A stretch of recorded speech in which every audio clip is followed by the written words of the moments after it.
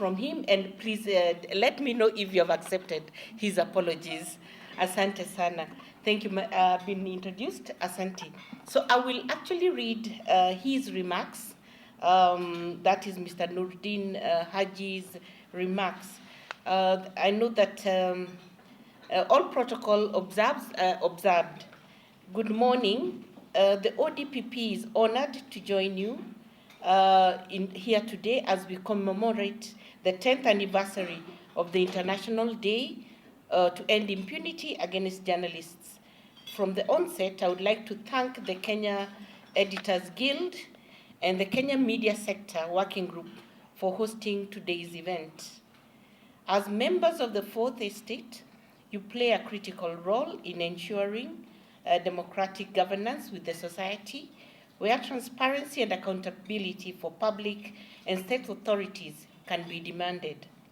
Indeed, as the media, you are representatives of the public, being a mouthpiece for the aggressions suffered, concerns raised, and needs of the people.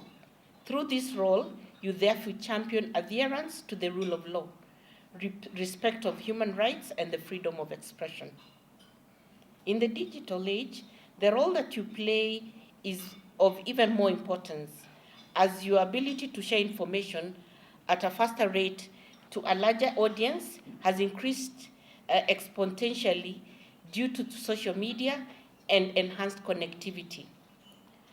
Ladies and gentlemen, with great power comes with great responsibility. As such, you are expected to be professional in the discharge of your duties and adhere to your code of ethics. I urge you to refrain from sensational media reporting and misreporting, which often undermine the rule of law and public confidence in our institution. For instance, the two media houses that were recently cited for contempt of court for misinformation of a key witness, which jeopardized the case. I therefore urge you to focus on reporting the truth and facts to safeguard the rule of law. I'm cognizant of the fact that as journalists, you may be subjected to instances of aggression and violence, as witnessed in the case of the Pakistani journalist Ashrad Sharif, whose case is under active investigations. As an office, we can assure you that we will prosecute those found culpable of committing this heinous offense. Now, more than ever, the media is under digital siege, making your work complex. Personal and violent attacks on journalists are becoming more commonplace online, with women being particularly vulnerable to sexual and gender-based violence. This has a negative effect on journalists who are forced to retreat in silence. As the ODPP, we thus assure you of your commitment to ensuring the protection of the media space and your security in Kenya at all times, in accordance with not only the Constitution of Kenya, but also the Universal Declaration of Human Rights, the International Convention of Civil and Political Rights, the African Charter on Human and People's Rights. In ensuring this, our mandate will be guided by the Constitution and the ODPP Act.